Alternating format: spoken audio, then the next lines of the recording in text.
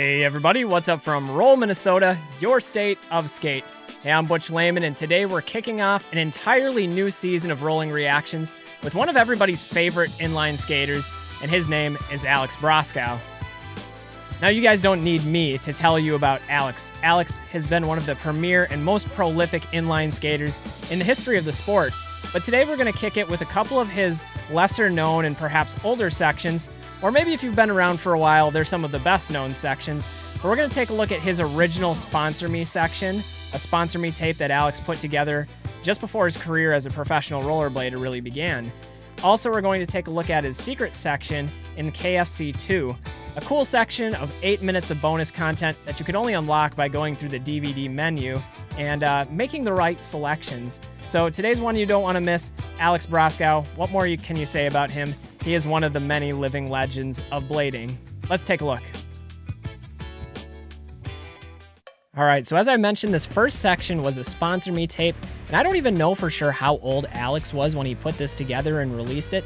I believe originally the target was Senate, and I think I read somewhere that this video was originally sent to Kevin Gillen, another one of the OGs of inline skating. In this, you'll see a number of amazing tricks from Alex, and you can even get a taste for that style that he incorporates even all of these years later of skating at the highest of caliber. So we got some rail tricks here. We saw a skate park already, and still skating with that characteristic smooth style and the really consistent landings. That's one of the things I've always admired from Alex, is just how smooth he is as a skater, regardless of the terrain. Getting some heavy drop rail action here with the backslide to true spin Mizu. Pretty tough trick and very impressive considering how long ago this was. Same with these massive gaps. That was a massive zero spin, and taking a pretty big fall on that. I'm thinking he was probably going fakie 720, but gets up like a trooper and back into the massive roll to disaster Mizu, I guess we could call it. Again, I've said it before and I'll say it again on this channel, but if you're going to be out skating in the streets and going into the street, you really need to have a spotter, and that's the obligation of everyone in the crew, whether it's the person filming or anybody else that's there at the session as well. We want to keep it safe. We've seen that happen a number of times where people have been injured due to cars. Billy O'Neill is one that comes to mind, and you never want to see that. Another massive gap. Just quite sliding out on that one. Not quite holding it, but always getting revenge, you know? The great thing about blading is it teaches that perseverance mentality of how to get back up, dust yourself off, and try again. Another drop rail. And that's something else that's crazy to me to look back on, is the number of really dangerous hammers that we saw in the sport early on in its development.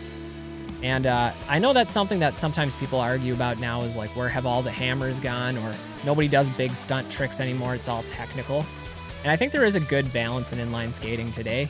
And Alex Broskow is perhaps the best example of that. His skating can go in both directions, and sometimes combining those two directions at once, where he's adding levels of technicality into massive stunt skating. Speaking of which, the rewind 360 off that last grind was immaculate. That's something else you'll see from some of these early sections of Alex, is when he gets to a spot, he will session and destroy it, just trick after trick after trick. And with that drop rail we just looked at, I think that was a TTP on that one, but I'd have to check that again just to make sure. Another thing that I'll comment on is, considering how old this footage is, this is some really clear footage. It's not all grainy like you would expect from a lot of videos back in those early years.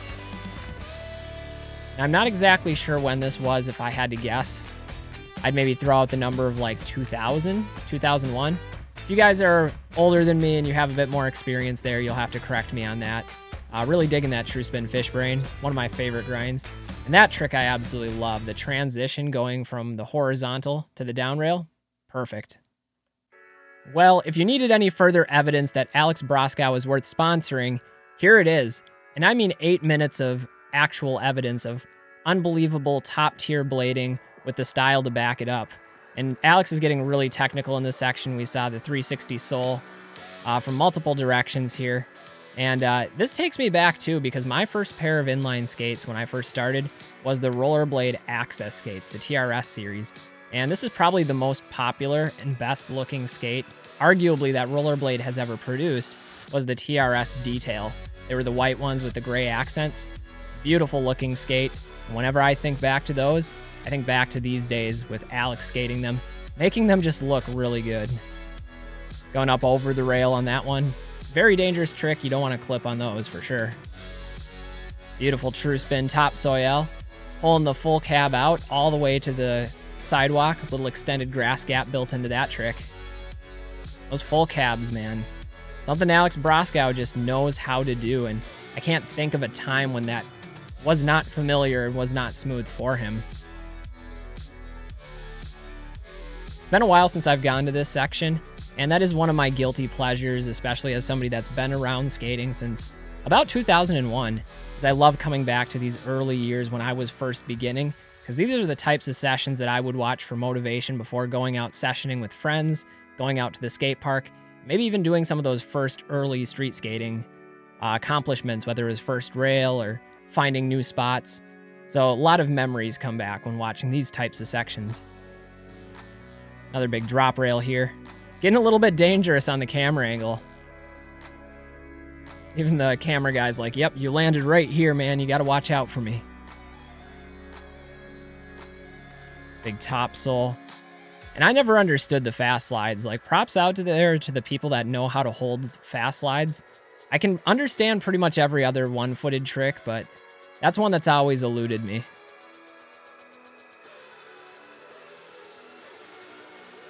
You know, there was a year or two that I think was around this time when KFC came out, that Alex Broskow won the IMYTA competition.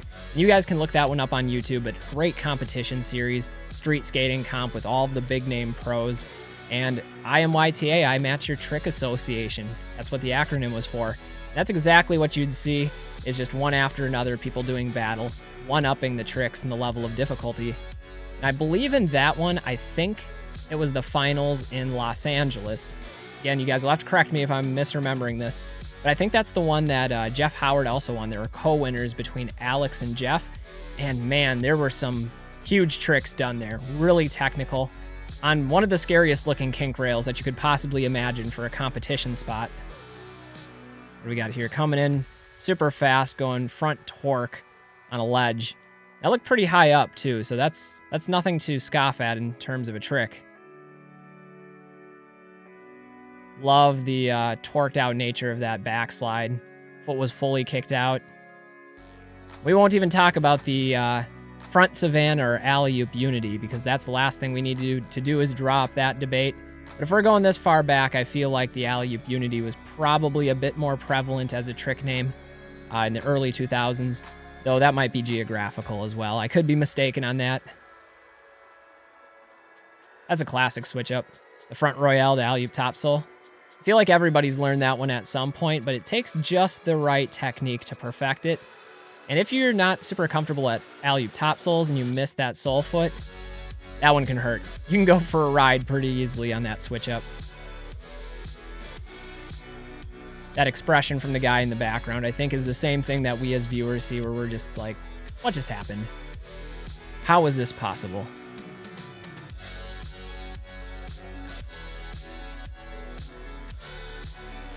Disaster into the Royale, 270 out. Another massive gap. Man, those aren't easy on the knees anymore. I think as we're all aging a bit, we look back on some of those larger gaps and shake our heads a little bit and think about our knees, our ankles, and go, I don't know if that's worth the hospital visit. That was sick. Alley-oop fish. Such a beautiful trick. Like, fish brains in general, if you can do them well, and they can definitely be one of the better looking inline skating tricks you can do, one of the best grinds. Got a 3 switch up there into the 3 topsole. Gotta love that one. This feels pretty innovative for its time. I don't feel like there's a lot of people doing those types of ledge rolls, especially switching up out of a grind from it. That's something you'd see more of nowadays, so that's one thing you can also credit Alex for, is he was always very much ahead, very innovative, very much a visionary. And some of the things he's still doing to this day are way ahead of their time. Speaking of which, we go topsole, gap over the rail to wall ride. Another really dangerous trick. Yeah, you guys got to remember the days, too, back when picnic table skating was all the rage. I feel like everybody at some point or another in their development, learning grind skating with friends, going out on sessions, just exploring the area around you, had made use of picnic tables at least some point in time.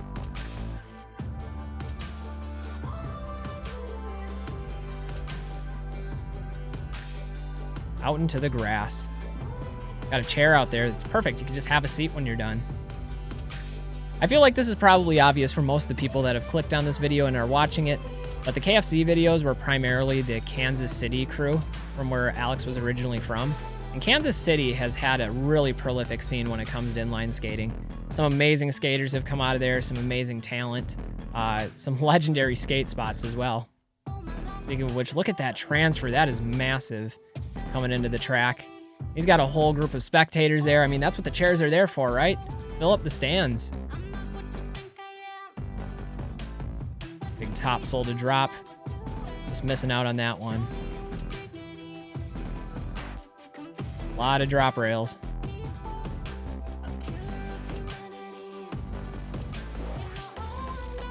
You guys remember ever playing aggressive inline? You get that juice meter up. That's what those power stomps are for. You power stomp after the trick, and that's one of the ways to get that juice meter flowing. Another kink rail and gapping all the way over the curb. Again, pretty innovative for its time, but adding those little extra technical details to make the trick even more impressive.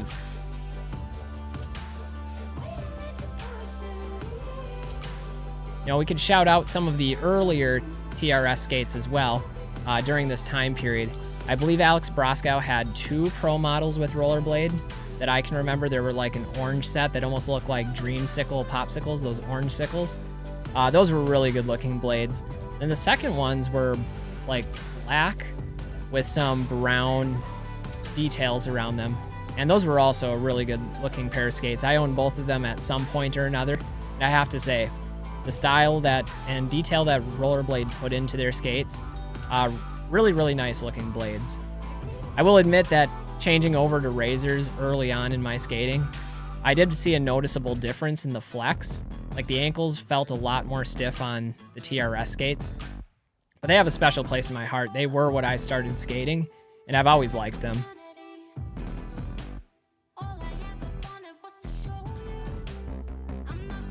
Feel like we're in the Blair Witch Project now.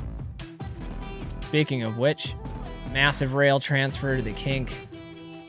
It's pretty unreal, and again, that's the type of trick that Alex Broskow brought to the IMYTA competition. Oh my god. How did he save that? I think even he's surprised that he was able to get away from that one. Did he break his skate too? Just add one more life to the 9 lives of Alex Broskow. He is cat-like. Anyway, guys, that's going to wrap it up for this episode of Rolling Reactions, our season premiere, our kickoff of yet another year of reviewing some of the best rollerblading content out there. I really enjoy making these videos. I love taking the trip down memory lane. And who better to respect and appreciate than one of the people that have built this sport into what it is today. That's Alex Broskow. He's still out there killing it. He's still being a great ambassador for the sport. I got nothing but love for the guy. In fact, I'm looking forward to seeing what types of things he produces next, and it's never a disappointment. Anyway, guys, thanks for staying with me for this episode of Rolling Reactions. I'm Butch Lehman of Roll, Minnesota, reminding you to stay safe, stay healthy, and get out there and do some blading.